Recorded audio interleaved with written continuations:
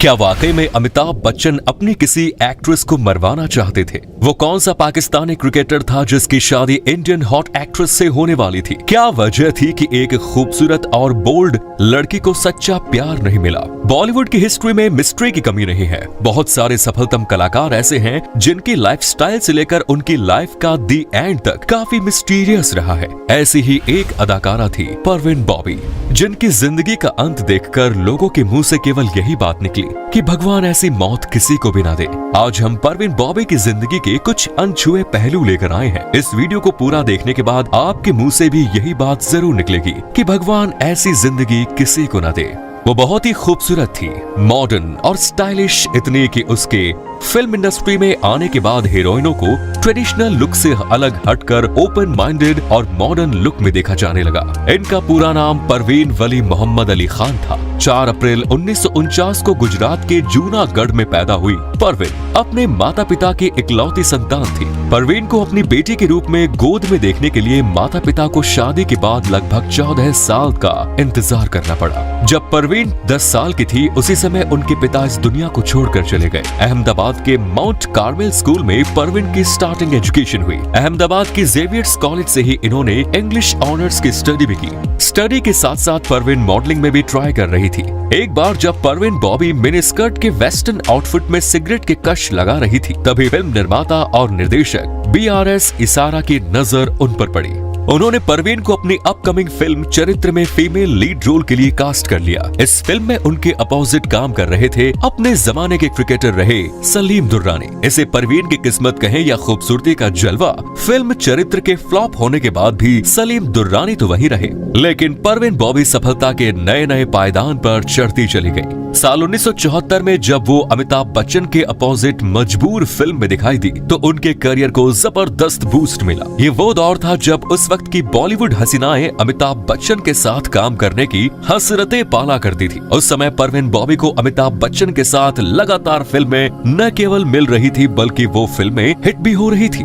शान, कालिया, काला पत्थर, सुहाग, अमर अकबर एंथनी, नमक हलाल, ये कुछ उन चंद फिल्मों के नाम हैं जिन्होंने फिल्म इंडस्ट्री में अमिताभ बच्चन और परवीन बॉबी की जोड़ी को हिट से सुपर हिट बना दिया।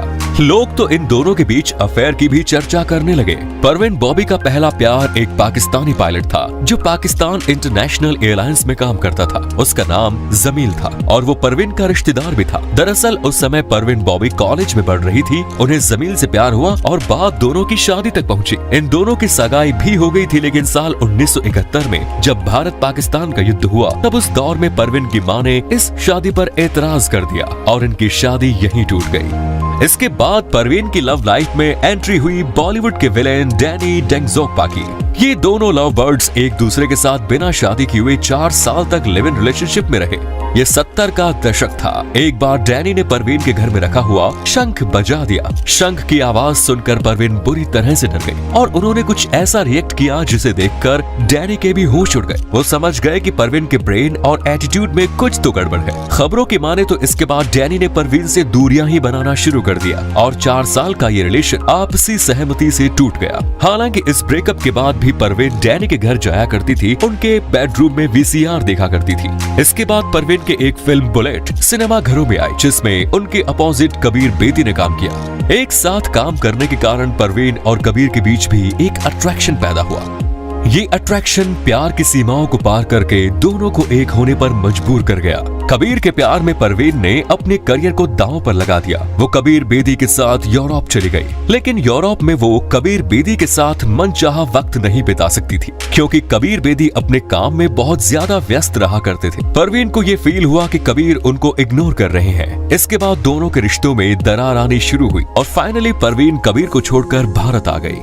इसके बाद साल 1977 में परवीन की जिंदगी में चौथा प्यार और चौथे आदमी के रूप में महेश भट्ट की एंट्री हुई। इसे कोइंसिडेंस ही कहेंगे। परवीन की जिंदगी में जितने भी लोग आए सभी शादीशुदा थे। उस समय महेश भट्ट एक फिल्म मेकर के तौर पर स्ट्रगल कर रहे थे, सफलता हासिल करने की कोशिश कर रहे थे, लेकिन उस दौर में परवीन बॉबी का करियर अपने पीक पर था। महेश भट्ट ने अपनी पत्नी लॉरेन और पूजा को छोड़कर परवीन बॉबी के साथ उनके घर में रहना शुरू कर दिया। जब महेश भट्ट परवीन के साथ रहने लगे तो उन्हें इस बात का एहसास हो गया कि परवीन की लाइफ नॉर्मल नहीं है, उनके साथ कुछ तो एबनॉर्मल है। साल 1979 में दीवार फिल्म की शूटिंग चल रही थी। इस शूटिंग के दौरान घटी एक घटना के बारे में महेश भट्ट बताते हैं कि अचानक परवीन ने अपने हाथ में चाकू लिया और ये कहना शुरू कर दिया कि यहाँ तो उसे मारने की साजिश चल रही है। ऊपर टंगा हुआ झूमर उसके ऊपर ही गिराने की प्लानिंग है। इसी तरह की बातें करते हुए परवीन ने महेश भट्ट का हाथ पकड़ा और वहाँ से बाहर लेकर चली गई। दिन ब दिन परवीन की तमाम हरकतें बढ़ती जा रही थी। एक बार परवीन बॉबी महेश भट्ट के साथ कार से कहीं जा रही थी। अचानक उन्होंने कार का दरवाजा खोला और ये कहना शुरू कर दिया कि इस कार में बम रखा हुआ है। उनकी इस हरकत से महेश भट्ट भी हैरान रह गए। परवीन बॉबी के मन में ये डर बैठा था कि कोई उन्हें मारना चाहता है। जब डॉक्टर को दिखाया गया तो डॉक्टर ने बताया कि उन्हें सिजोफ्रेनिया नाम की बीमारी है। डॉक्टर उन्हें ठीक करने के लिए इलेक्ट्रिक शॉक देना चाहते थे, लेकिन महेश भट्ट इसके लिए राजी नहीं हुए। परवीन के ठीक होने की संभावनाएं कम होती जा रही थी। इसके बाद महेश भट्ट परवीन बॉबी को लेकर बेंगलुरु चले गए, लेकिन परवीन के डॉक्टर ये चाहते थे कि महेश भट्ट अब उनके आसपास ना रहे।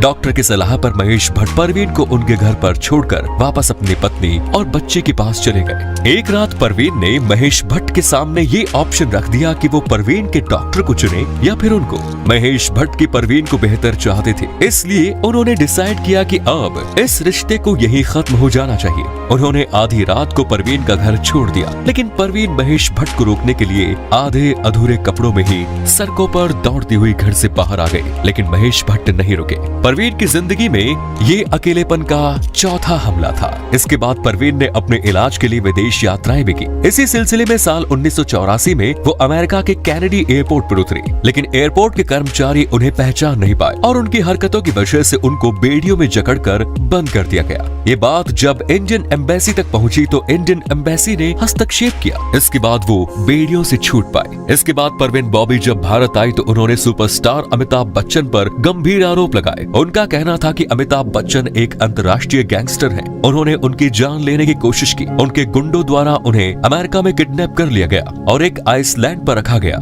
वहाँ उनके कान की सर्जरी करके एक चिप लगाई गई थी, जिससे कि अमिताभ बच्चन उन पर हमेशा नजर रख सके। उन्होंने इस तरह के आरोप इंटरव्यू के दौरान लगाए। जब उनके घर की बिजली चली जाती थी तो इसकी साजिश का आरोप भी वो इंटरनेशनल गैंग पर लगाया करती थी।